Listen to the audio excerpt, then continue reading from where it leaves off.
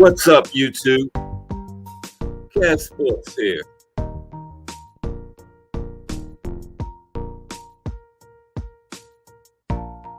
This is a great time to be a sports fan because there's a lot going on in the sports world. Now, this is a sports channel, so let's talk some sports.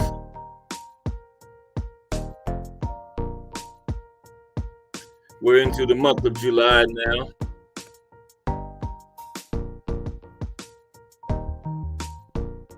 And professional boxing is on fire.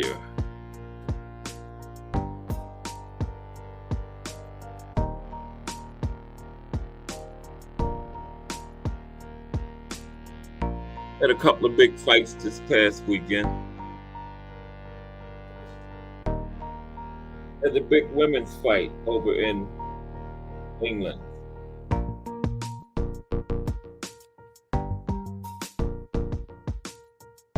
Manchester, England, to be exact. We had Franchon Crews defending her undisputed super middleweight title against Savannah Marshall. Savannah Marshall ended up winning,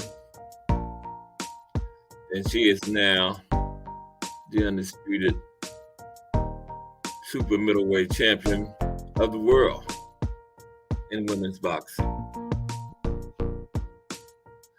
And the fight definitely did not live up to the hype of this super competitive slugfest that everyone was talking about. It definitely was not that, okay?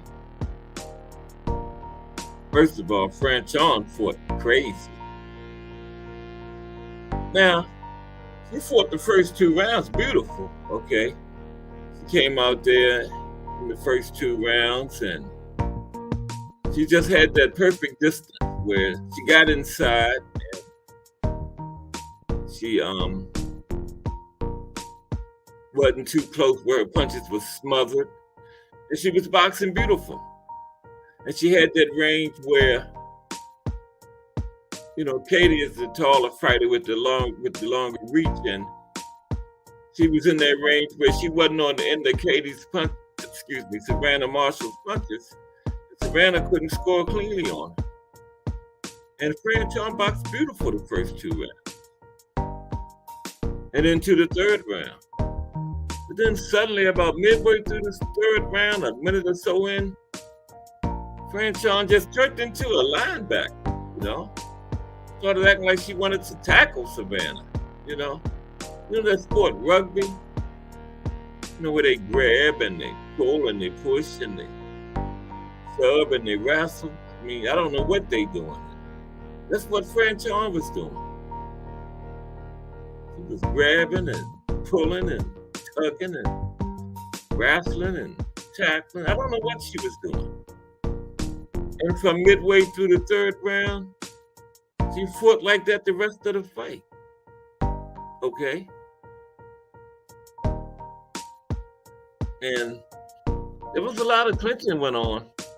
And if you go back and look at the fight, I've looked at it once already again, and I'm going to look at it several more times. But if you go back and look at it, Franchon initiated most of those clinches throughout the fight. I remember one round she came out and I think it was toward the later rounds, like between 7 and 10.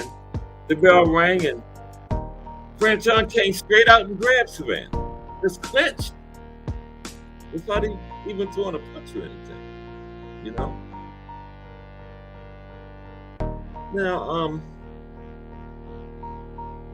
one thing, I think Franchon carries too much weight, okay, because side-to-side movement in her game is nil, zero, nada, zilch.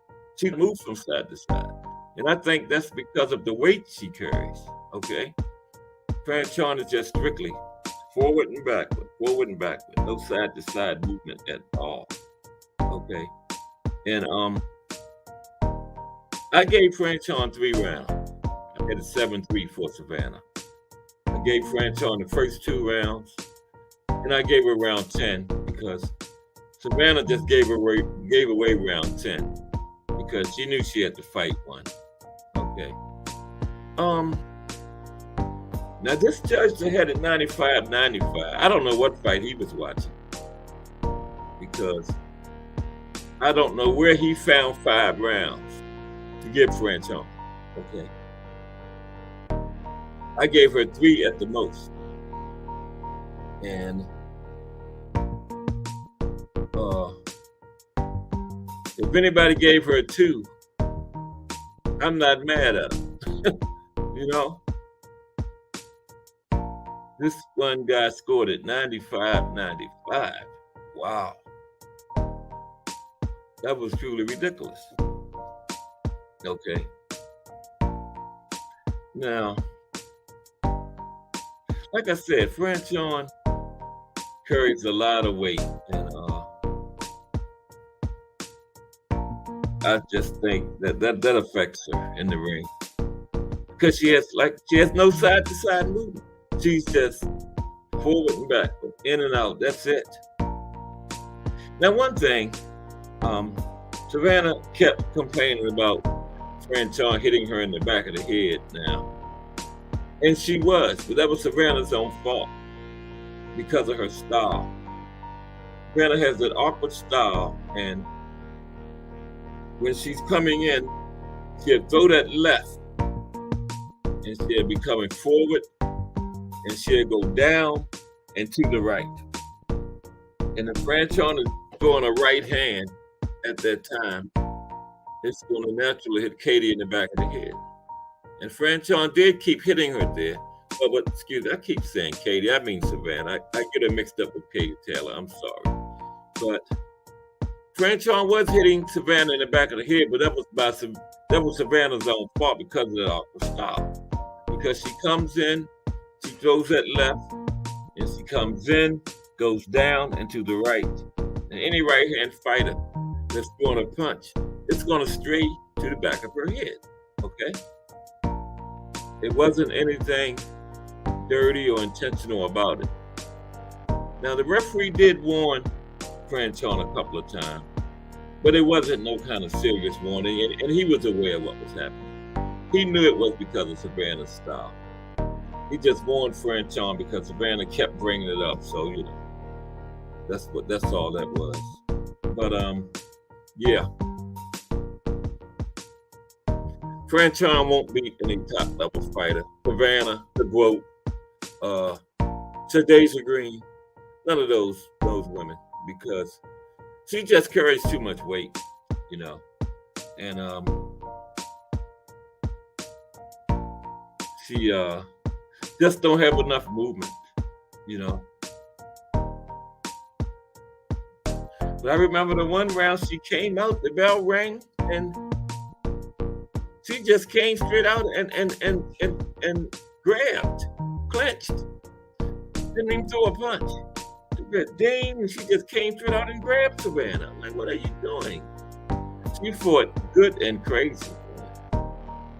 Now, I hadn't seen too many of Franchon's fights before, so, but I don't know what her strategy was. Because she fought a great fight the first 2.5 rounds.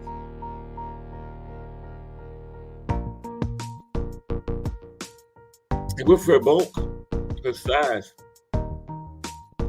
she can't be anything but an inside fighter. Okay? She doesn't have the footwork or the ring generalship to be a moving fighter. Okay? She's got to get inside and just slug and manhandle her opponent, you know. But she just did a little too much clinching. And Savannah didn't do all that much herself. But I was giving her rounds just on the strength of Franchon not doing anything, okay? All Savannah had to do was throw a couple of punches, land 5 or 6 punches. She had the round because all Franchon was doing was clinching and wrestling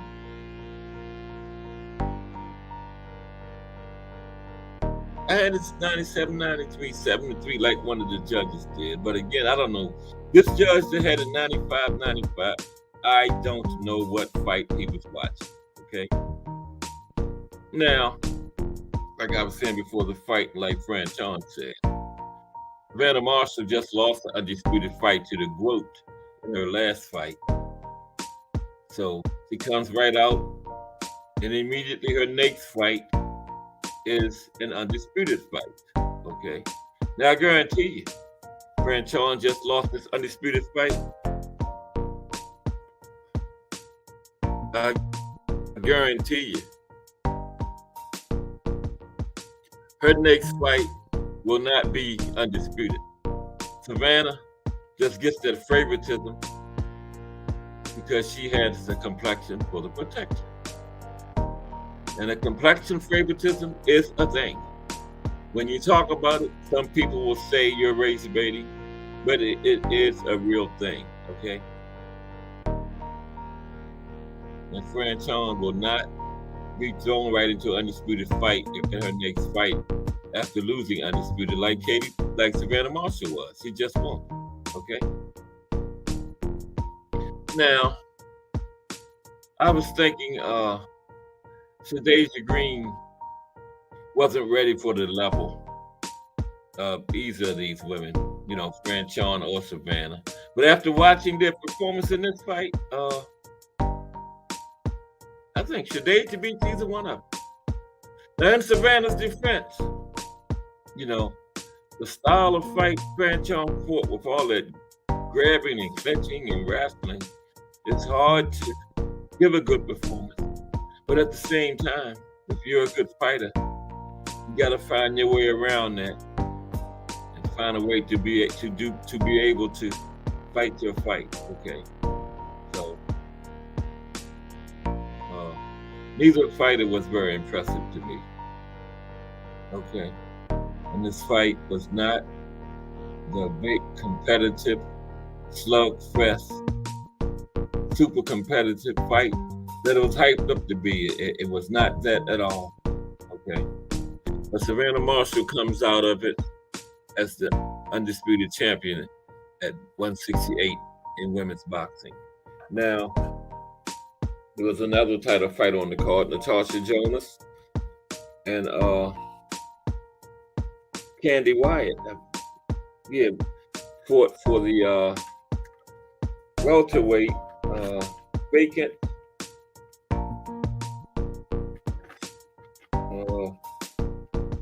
IBF title. Natasha Jonas stopped Candy Wyatt to win that title. And Natasha Jonas won every round in a one-sided beatdown. Candy Wyatt had the nerve to complain when the referee stopped her, but she had no chance of winning. She was bleeding profusely, and it was a good stoppage, you know. Now, we've had some bad stoppages lately, but that one wasn't one, you know. When a fighter is that deep into the fight, you need a knockout. You're not even landing punches. You're not going to get the knockout. So, and you're bleeding profusely. Well, let the fight go on. It shouldn't have came to the referee stopped, and her corner should have stopped. But Natasha Jonas is the WBA welterweight champion in women's boxing. Okay?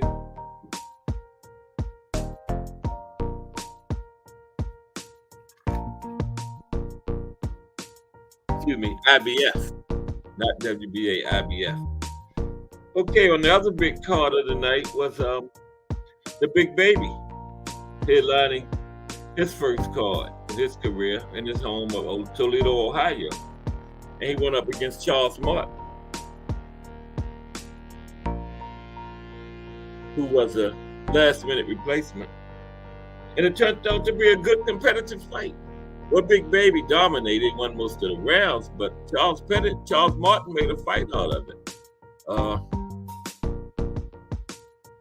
Big Baby does have to work on defense because Charles Martin was putting hands on him some. Big Baby was having a little problem with that straight left hand. But Charles Martin kind of gassed at the end, and I thought Big Baby could have got him out of there between 8 and 10 if he had stepped on the gas, but he didn't. And he got working, because he had stopped 14 out of 14 opponents, first 14 fights. So he went the distance. And I'm waiting for the people to start saying, oh, he was exposed. He didn't knock him out. He's trash. It's over for Big Baby. I'm surprised I didn't hear that from some people. You know how they do? But it was good to get some rounds under his belt, Got to see how his gas tank is later in fights. How good his timing is later in fights, Because as he goes higher and higher in levels, you're not going to be knocking everybody out when you get to them championship levels. And you're going to have to be able to fight in those late rounds. And it's good to get some late round activity now, early, before you get to that point. You don't want to get up there at the championship level and then that's the first time you started going into the late rounds. No. But I do want to see Big Baby in there against another big, strong southpaw, but a little younger than Charles Martin. They won't gas. Because Charles Martin he was putting some hands on Big Baby in that fight. So Big Baby against a younger, big, strong southpaw, that would be interesting. Very interesting. And also on the card, Jai Tucker was beaten, took his first loss. Okay. In his 11th fight. Lost in a very close fight, a majority draw to Nicholas Flass. So that was kind of a shocker. Jai Tucker takes his first loss, okay. DeAndre Ware, another one of Top Rank's young fighters, won a unanimous decision. Dante Benjamin, another one of Top Rank's young fighters, got a first round stoppage. And another one of Top Rank's young fighters that was on the card, Taker Johnson, threw a shutout on his way to a unanimous decision. So all in all, it was a good night of boxing. Top Rank showcasing another group of their young fighters.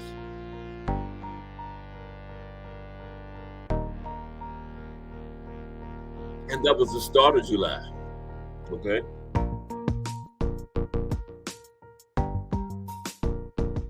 And now next week will be the two big welterweight fights between four of the young welterweights we have out here. Stanionis and Virgil Ortiz and Ron Boots Ennis and Romain Villa. Okay.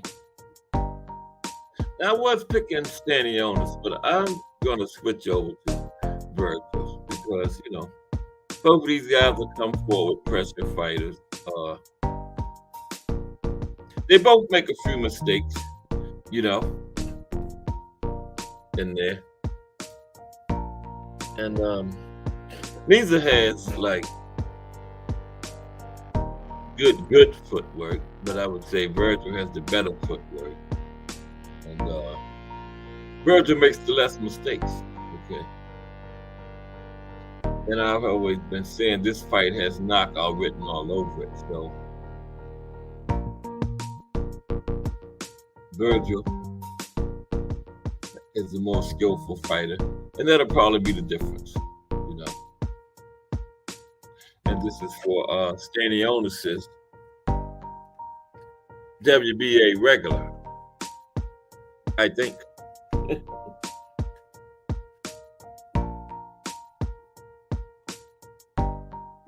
Yeah, Stanionis is WBA regular. Now Boots and Villa is fighting for Boots' IBF interim title, okay? And I give Villa no chance, okay? I don't even give him a puncher's chance in this fight. After the flag Boots caught, in the current debacle from the naysayers and the haters, people who were just waiting because Boots does so many things so well, people that were just waiting for the opportunity to say something negative.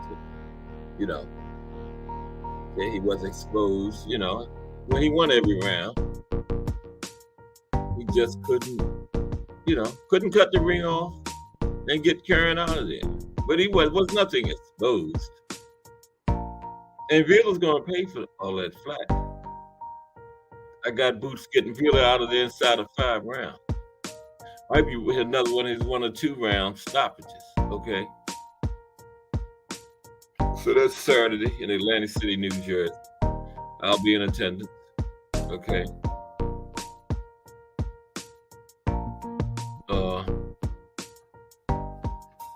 On the 15th, we got Andy Cruz making his debut.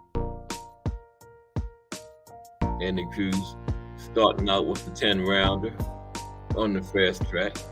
He has an Olympic pedigree, plus Olympic pedigree, plus he's out of that Cuban boxing school.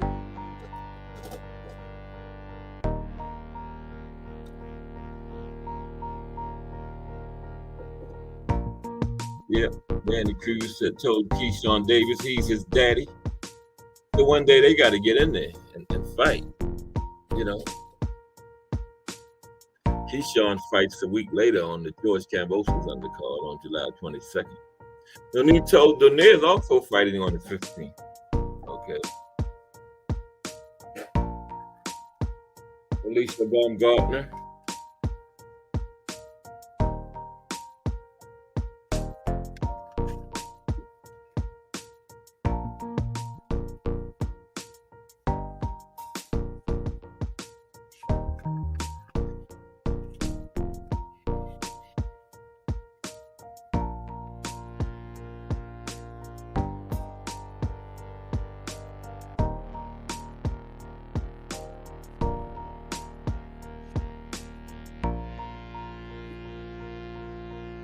Alicia Baumgartner fighting on the 15th. That's another undisputed match in women's boxing. Okay. Alicia putting her undisputed championships on the line. Richardson Hitchens on the card. Okay, versus Montana Love. Interesting fight. 10 rounds in the junior welterweight division. And as I mentioned, Andy Cruz is fighting his debut against Carlos Burgess.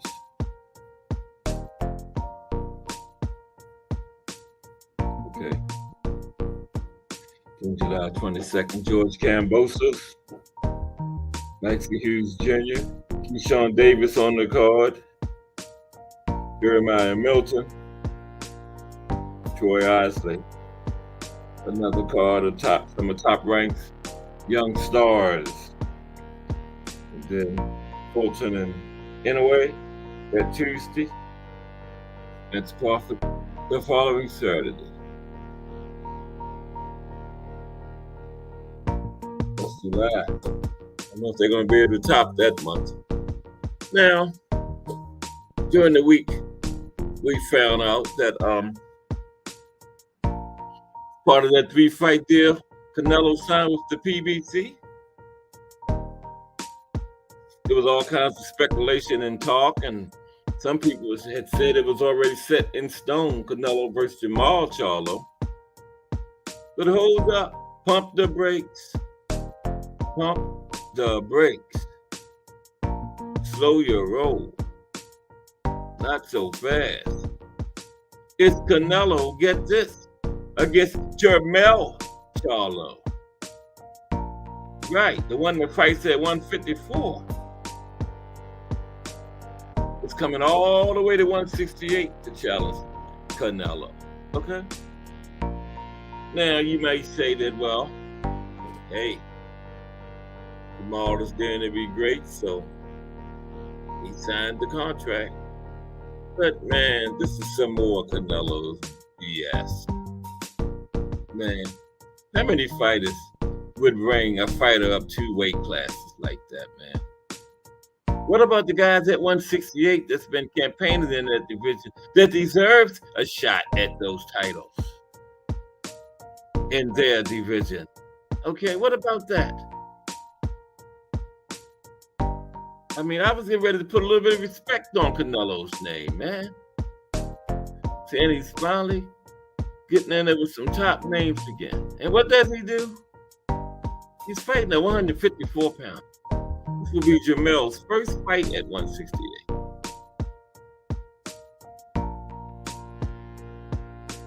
Canelo never fails to come up with some bullshit, man.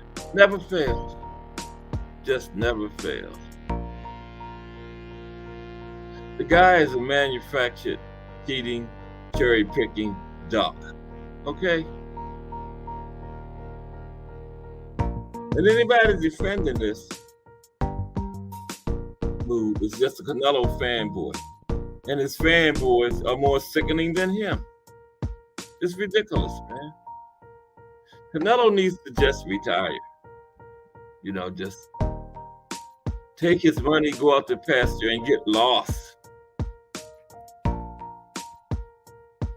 Because this nonsense he's doing, man, it's just terrible for boxing. It's just terrible for boxing.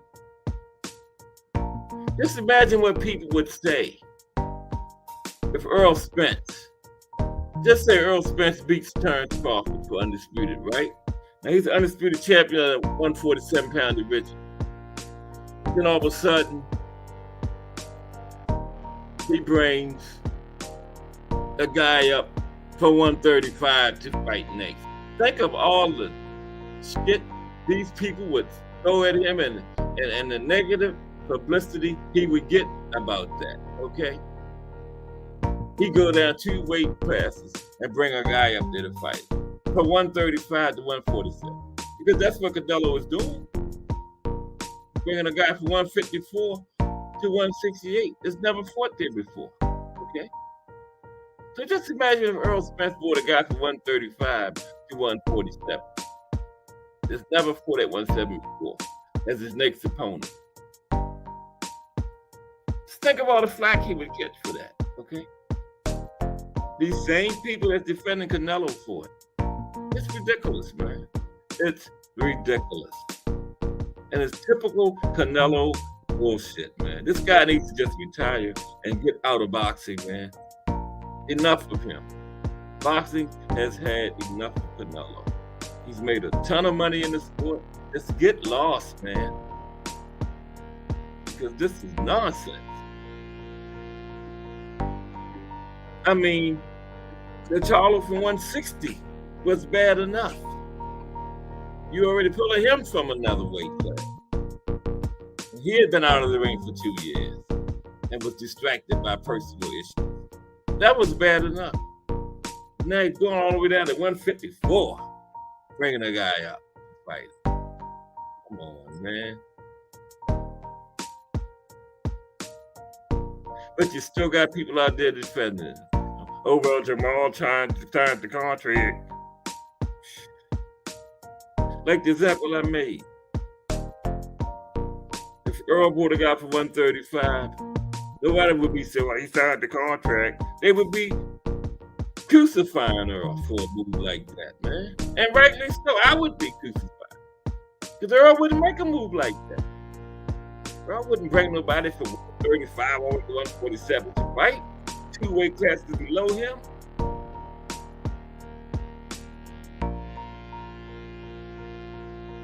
No, man.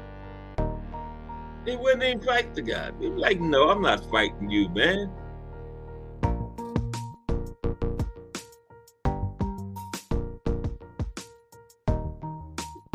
It's usually a process. A guy move up 1 weight class at a time, not 2.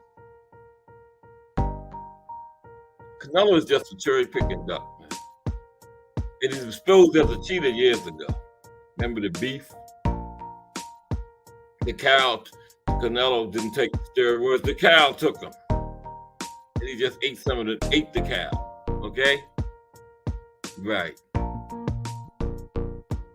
And I got some mountain property in East Baltimore I want to sell you. Okay? If you believe that. Come on, man. Like I said, Canelo just needs to get out of boxing. He's made a ton of money. He's getting his $100 million from PBC, man. Just go, get lost, man. Just get lost. We don't need this anymore, man. He went on his European tour. Okay. Then he fought 40-year-old Triple G, okay? Then John Ryder, okay? Now he's bringing a guy from 2 weight classes down to fight him. Come on, man. Gee, big wrestling, man. It's getting old. It's getting old, man. And it's ridiculous. But other than Canelo, boxing is in great shape. You know, we're getting a lot of great fights, especially from the women. The women are putting on. Women are having undisputed after undisputed fight. And it don't take 4 or 5 years to make them like the men seem to do. Okay. The GOAT and Savannah Marshall started talking the night Savannah Marshall won undisputed about their next fight. Why can't the men do that? The men tiptoeing around each other, peeking around corners, looking at shadows, running from shadows and stuff. But they're starting to get it now. But I just can't get over this guy Canelo, man.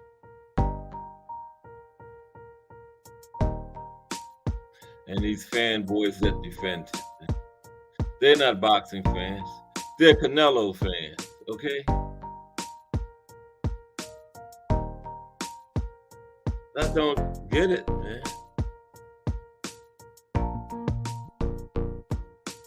I was on a channel the other morning, a very good channel that comes on in the morning, and this guy had hit his link and was up there drooling over Canelo like Canelo was the best thing since they invented sliced bread. I had to get off the channel, man. I just couldn't take it no more. It was sickening. Oh, I could see Canelo sitting in Al Heyman's office. What you got? I got the 2 child. That's not what Al Heyman told him. That's what Canelo asked for. Al Heyman probably said, I got David Benavidez, David Morrell, Demetrius Andrade, Peter Flanagan. He said nothing about no Jermell Charlo for 154 to Canelo. That's what Canelo asked for. But this asshole sitting there, yeah, I consider that you got Al. These Canelo fanboys are sickening, man. Sickening.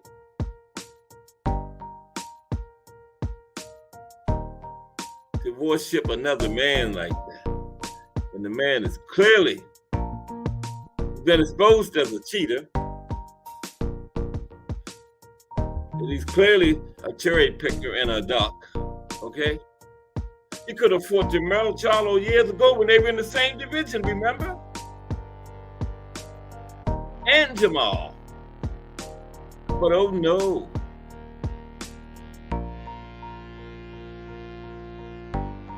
We're in the same division. I'm not fighting you. But now I'm 2 divisions up from you. Oh, I'll fight you. Come on, man.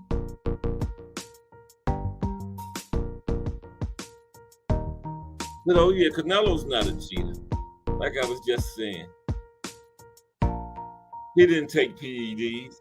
The cow took them. He just ate the cow. That's how the PEDs got in Canelo. He's not a cheater. Oh no. The cow took the PEDs, right? And you got assholes that will actually try to sit there and argue that with you. The cow took the PEDs, Canelo didn't take them. Jesus. Oh my God, man. It's sickening, man. It's sickening.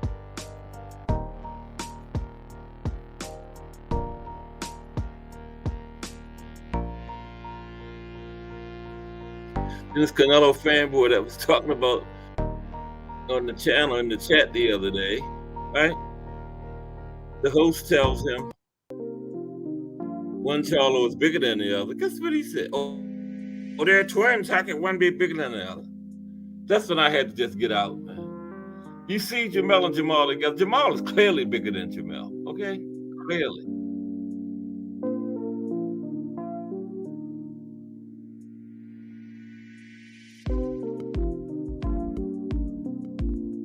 Fanboyism. It's the worst thing in boxing. It's worse than fighters ducking. It's fanboyism.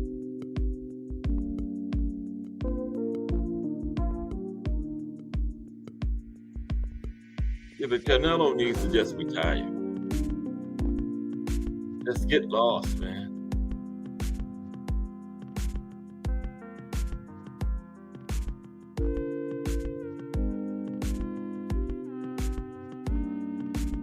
Anybody else, any other boxer, at any weight class,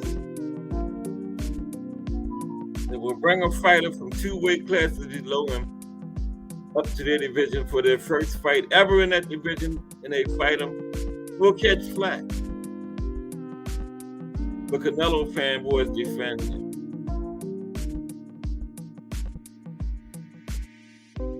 And whine like little girls trying to defend him.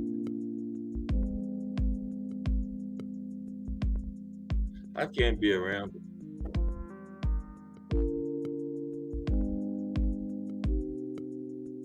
If they came here right now, I would block them.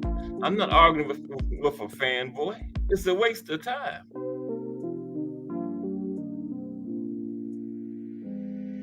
They're blind. They love Canelo so much that there's nothing you can say. The man could bring a guy from 122 and fight him at 168. They would defend that. Oh, but he signed the contract. It's not Canelo's fault. Canelo didn't take PEDs. The cow took them. Canelo ate the cow. And the cow had took the PEDs. So that's how Canelo tested positive. Let's argue that. We'll argue that with you. People will actually argue that with you. The cow took the PEDs, not Canelo. He just ate the cow.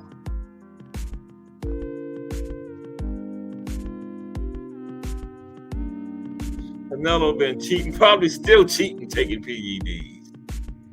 Okay? Probably still cheating.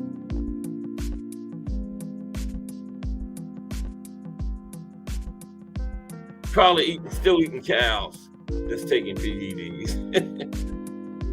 Come on, man.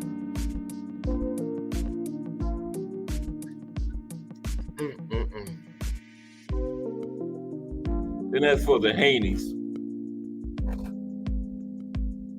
I'm ready to call Devin a duck. He's scared of Tank. All this shit his father called. Oh, Devin gonna knock Tank the F out and all this. And when the last time Devin knocked somebody out? Not in recent memory. We're 3 years into this decade. Devin have knocked nobody out or stopped anybody in this decade. Okay?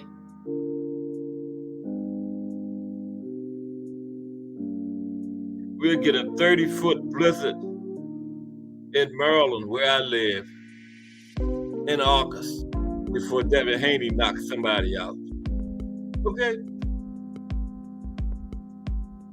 We get a 30-foot blizzard in Los Angeles, California, before Devin Haney knocks somebody out. Or Las Vegas, where they live at. Okay?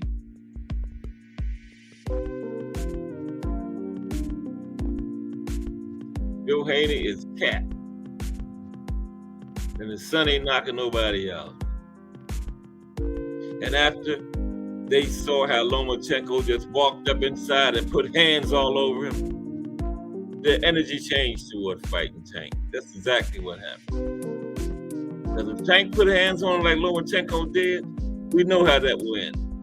With Devin laying on the mat, looking like Leo Santa Cruz smiling in his sleep. Could have just gave him a pillow and put his thumb in his mouth.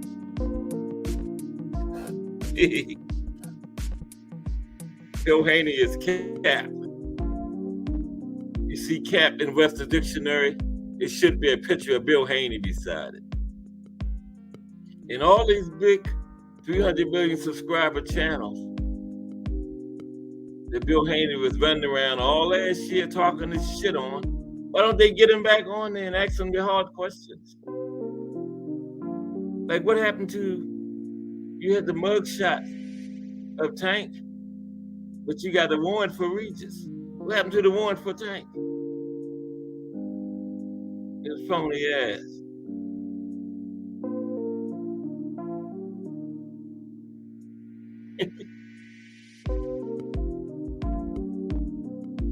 Bill Haney is all Cap, and they're gonna get his son knocked out if you get in there with Tank.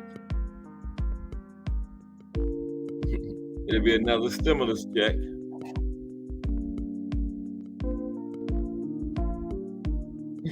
I got me a stimulus check.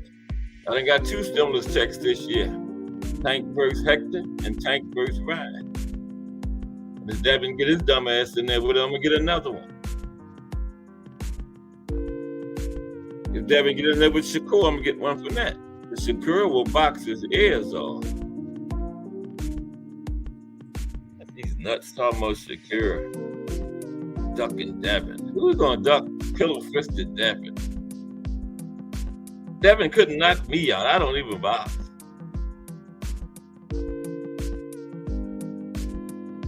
Pillow fist.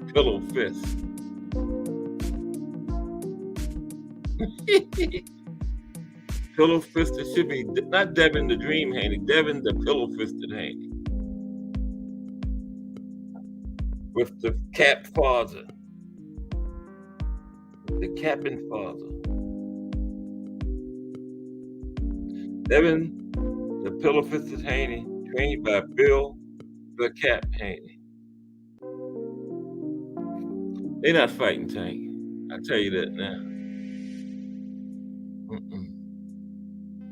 They scared. Bill don't want to see his son land on the mat sleep. Or down on the knee giving up like Ryan did. Oh, you got me. Tank over everybody. You just got that one hitter quitter. You get in there with him, you'll feel it. But I like the Pitbull fight next for Tank. So he can shut Pitbull and his fans up. About Pitbull won. Tank beat that man with one hand. And I hope they make the rematch so Tank can knock him out and shut him up. Yeah, I like that. Because Devin ain't gonna get in there. I would prefer Devin and Tank. But I'm telling you, after Devin and Bill Haney saw how it wasn't hard for Lomachenko to just walk up in there, close that distance, and repeatedly put hands on Devin. Now Devin was putting hands on him too. Got to keep it 100. But just imagine Tank and Devin exchanging hands like Lomachenko and Devin was. We know how that will end.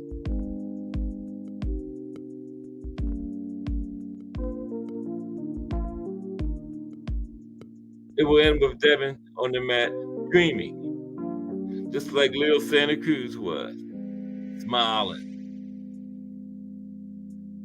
That man was having a good dream, man. He was smiling. All he needed was a pillow. And like I said, he put his thumb in his mouth.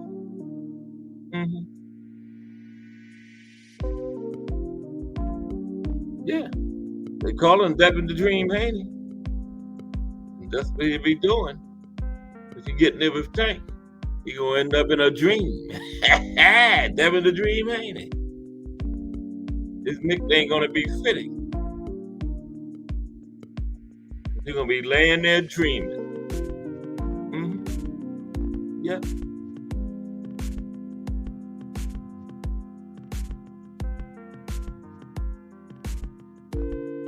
Devin the Dream Haney. What a perfect name. Man, they're gonna have some fun with that. After Tank knock him out cold, Devin the Dream Haney was put in a dream by Tank. But it's all good. I know Bill Haney is all cap. See, the PBC been notified Bill they wanted to make Tank and Devin next. And Bill ain't even talking about it. Told you some of these big 300 million subscriber channels should get them on and ask them about it. But they won't do it. They're part of the Devin Haney fan club. They'd rather defend him and repeat Bill's cap and report what's really going on.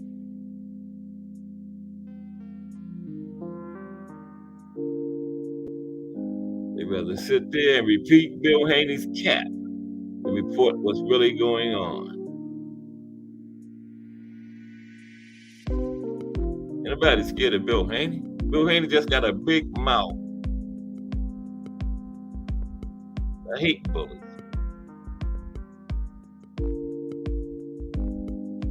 Bill Haney got a big mouth, typical bully.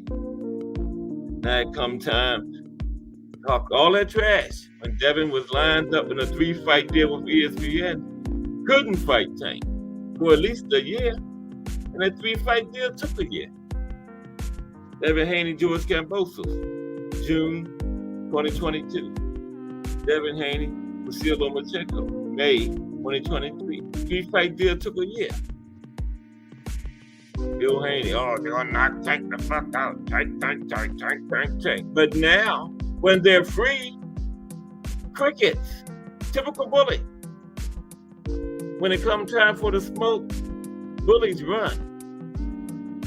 And that's what Bully Bill Haney is doing. Running.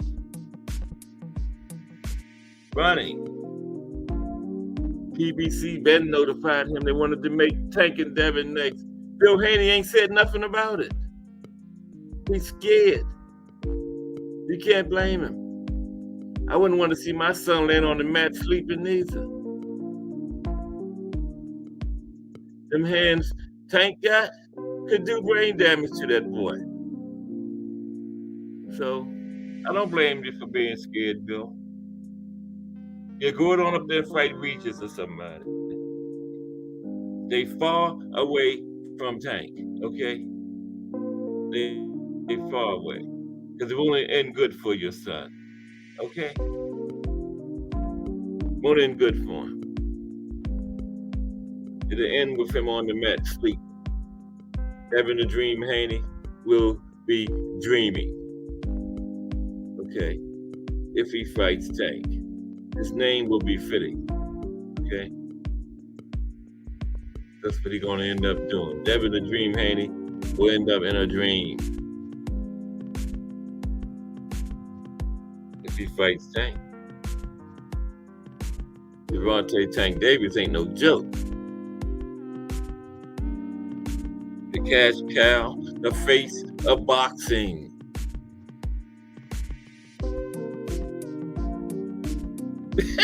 They're talking about Canelo, the face of boxing. Remember, Tank just mentioned he would like to fight Inoue. Oh no, Inoue way down 118. What you doing mention Inoue's name? But Canelo is actually doing it. Bringing this guy all the way from 154, 2 weight classes below him. And crickets. Crickets from the peanut gallery. Remember that? When Tank mentioned Inoue, just mentioned him. Some of them men would like to have a baby. Why is Tank Davis mentioning Inoue? The guy is at 118. But Canelo was actually, Tank just mentioned the man's name. As an idea, I would like to imagine how it would be fighting him. Canelo is doing it. Bringing the man from 2 weight classes up. Crickets from the same people. That's phony ass spam force. And Canelo and his fanboys are everything that's terrible about boxing. Everything that's terrible about the sport. Canelo and his fanboys. Get the fuck out of here, man. Get lost. And take Bill Haney with you. Oh, man. I don't like Captain phoniness, man. I don't like Captain phoniness. I don't even know what to call Canelo. I know Bill Haney is cap and phony. Just like his son. They saw Regis have a subpar performance. Now all they can do is talk about Regis. Go up there and get the heads knocked off.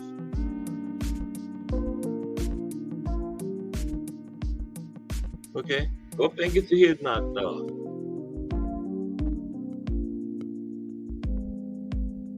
But boxing is in a very good place overall.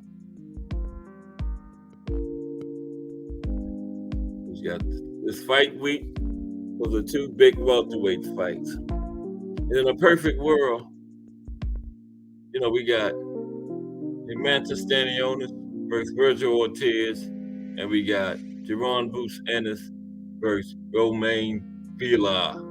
In a perfect world, it would be winner against winner from those two fights. But it's not a perfect world, and winner versus winner from those fights ain't happening. Okay?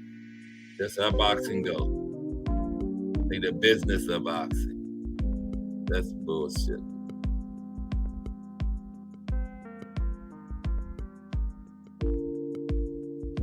Andy Cruz making his debut the following Saturday on the 15th in a 10-round on the fast track with that Olympic pedigree, Olympic pedigree, and it came out of that Cuban boxing school.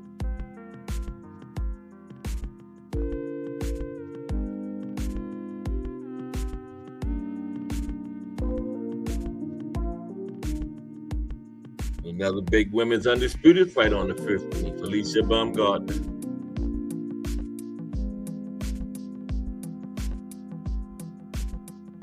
Nonito Donaire, the legend. Him and his wonderful wife, late Rachel. Now, as much as Canelo is and his fanboys everything bad about boxing, Nonito and Rachel Donaire represents everything that's good about boxing. Okay? They're on the opposite end of the spectrum from Canelo and his bullshit.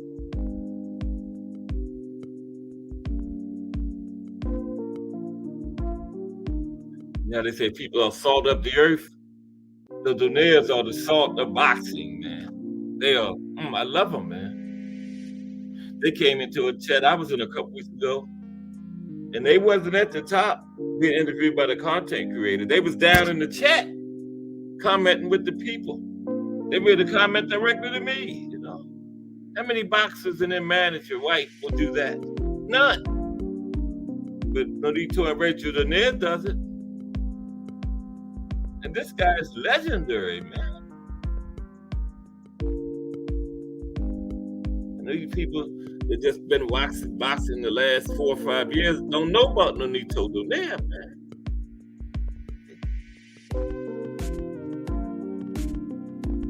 He just took, anywhere a couple fights ago to the 12th round. I believe it was a split decision. He won on one of the judges' cards. He's fighting on the 15th.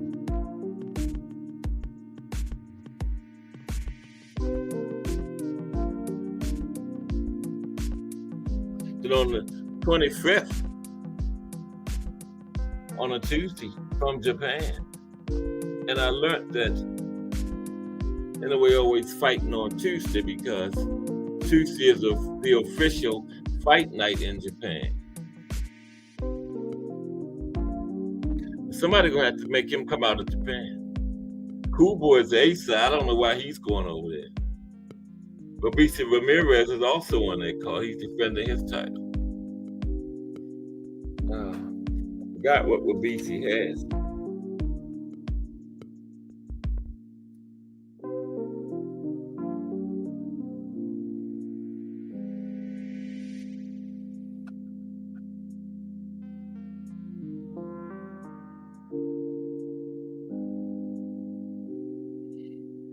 Yeah, well, BC has the WBO featherweight 126. Yeah, he's defending that on the I think he's the co-main for Cool Boy and Runaway. And then you know that Saturday is the biggie to close out July. Last Saturday of the month. Earl the Truth Spence versus Terrence Bud Crawford.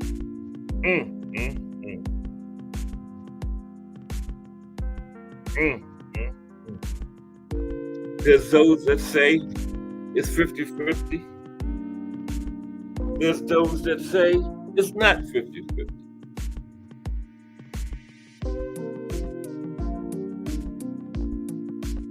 I'm starting to lean toward 50-50. Because look at Earl and Sean Porter. Now I'm picking Earl to beat Bud. But I'm just saying, Sean Porter gave Marley a handle, man. And Bud's gonna come. Now I'm picking Bud because of his, I'm picking Earl because of his relentless pressure, his aggressive power fighting style. I don't think Bud's gonna be able to stand up to that over 12 rounds. Okay. Bud is tough. Bud is a counter puncher. But I think Earl's volume punching will counter Bud's counters. You know.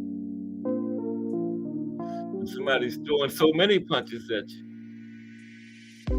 it's hard to be effective countering. And that pressure.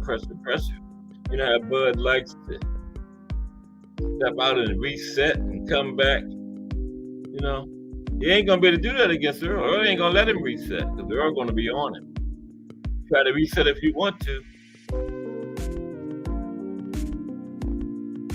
You're gonna have some lefts and rights coming at your head and body. Okay, so I just think Earl will win a unanimous decision because of his relentless, powerful, aggressive, pressure fighting style. Okay? And I think it will be a rematch. But it won't be no trilogy. Because Earl will win both fights. The first fight and the rematch. No trilogy will be necessary. Yeah.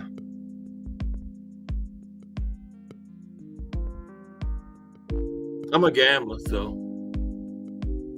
I gotta put something on Earl.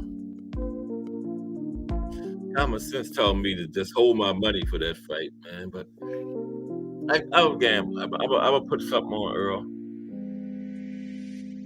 Gotta do it. But that will be a good fight. And I don't think, just like Floyd and Manny was hyped up as a fight of the century and it turned to be a one-sided washing. And like this Franchon and Katie Taylor fight this past weekend was billed to be this highly competitive slugfest. And it was not that, okay? Neither fighter impressed me. But this Earl and Bud, I think it's gonna be everything they saying it's gonna be. Both these guys are great Hall of Fame level fighters, okay?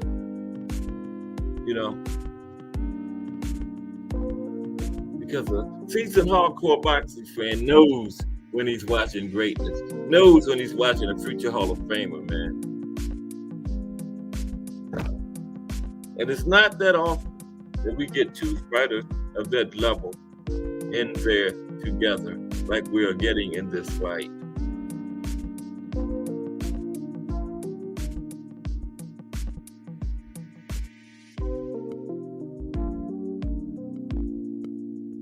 We're getting 1 and 2 pound for pound in the world, as a matter of fact.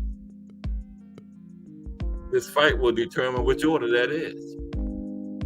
But there's no doubt Earl and Bud are 1 and 2. And after this fight, we will know who's 1 and we will know who's 2. And both of these guys, man, confidence is just off the charts.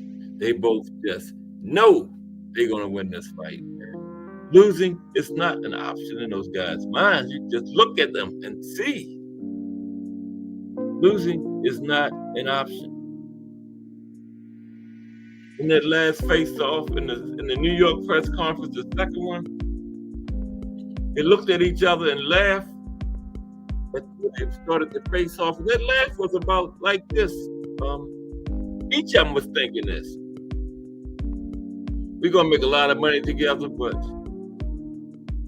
I feel for you. You gotta lose, and I really like you, but you gotta lose this fight. They both was thinking that, man. You know, that we're gonna make a lot of money together, but I feel for you because you gotta lose this fight. They both know they're gonna win.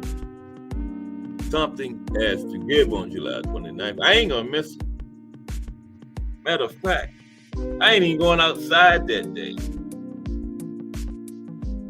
I'm going to be sitting there looking at the clock. Every minute tick by. I ain't even going outside.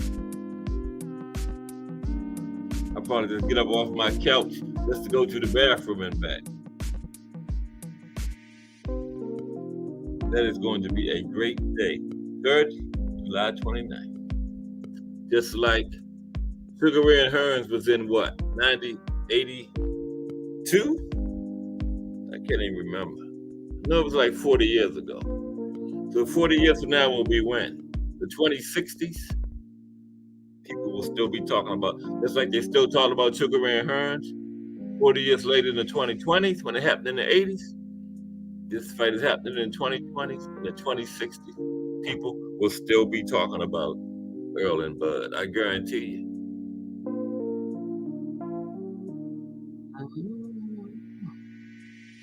I guarantee they will.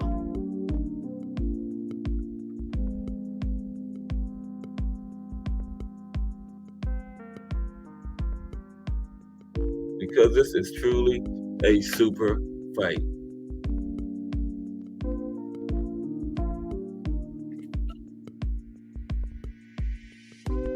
And all the belts are on the line. What have we had? What? 8 undisputed champions in the 4-belt area? 9? 8 or 9? I'm not sure. It will still be, won't be past 10. And if Bud wins, we won't add another one to that list. Bud will be getting his second one. And who will ever top that? They say records are made to be broken, but that one, 2-time undisputed for men in the 4-belt area, that's going to be a hard one. Because the men don't even fight each other like that. You know, first of all, you got to fight each other to get undisputed. The men don't even fight each other like that. So that's going to be hard.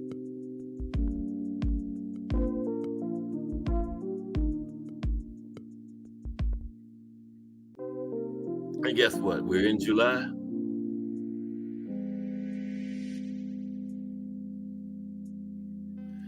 Three more weeks from this Saturday. It's going down. Earl, the Truth, Spence versus Terrence Bud Crawford. Be there, be square. You missed that. You're not a boxing fan. If you ain't got the money to buy the pay-per-view, you know somebody's got the pay-per-view.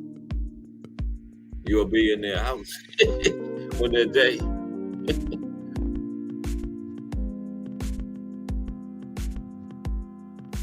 But hey, it's been real.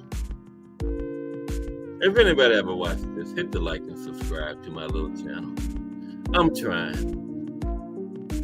I don't have 300 million subscribers like some of these people have. Okay. I got 217 subscribers. But I keep it real, okay? And Canelo Alvarez is a cheating, cherry-picking duck. And Bill Haney is a capping bully, okay? There ain't nobody scared of. And with that, I'm out of here. Good night. Like and subscribe. Good night.